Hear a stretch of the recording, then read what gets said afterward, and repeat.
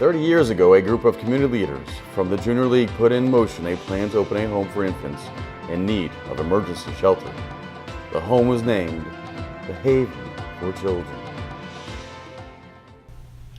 Well, the Haven was really an outgrowth of the Junior League of South Brevard. 30 years ago, we decided that it was time to really do some meaningful community research and find out what the community needed.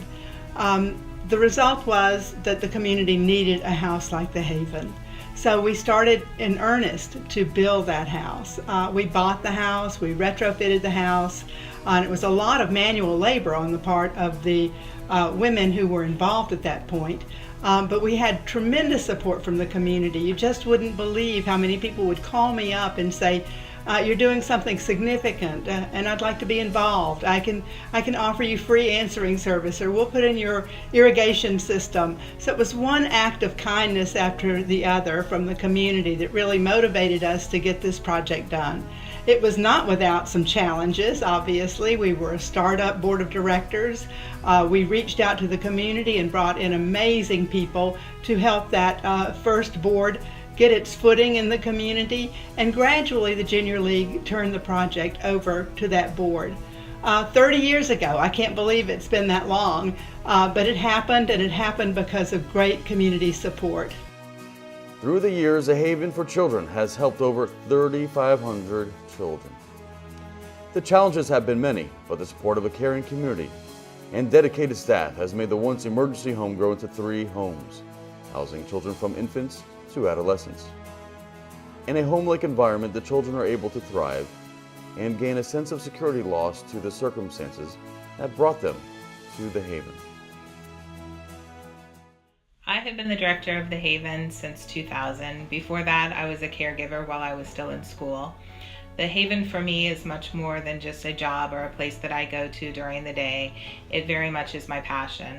I believe in our mission, I believe in our children, and I believe in a community that has supported us this past 30 years. Without our community and without our sponsors, we certainly wouldn't have been able to give back to our children what we have over the past 30 years. Looking forward, I look forward to exciting times of more growth for us. Being able to offer more services for children. We oftentimes say that we are the type of business that we wish we could close our doors today, but unfortunately the need for our services is always there. We are a facility that is always full. We look forward to growing in the future. We look forward to offering more services, opening a new home, and providing aftercare for children who have left our program.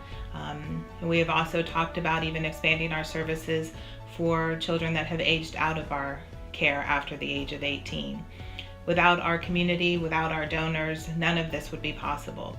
So we are so grateful to all of you who have helped us these past 30 years. Just like the children thrive from the care the Haven provides for them, the Haven thrives from the support of a generous community and the hundreds of volunteers serving in our organization. The volunteers of the Haven Guild have a daily impact in the lives of our children.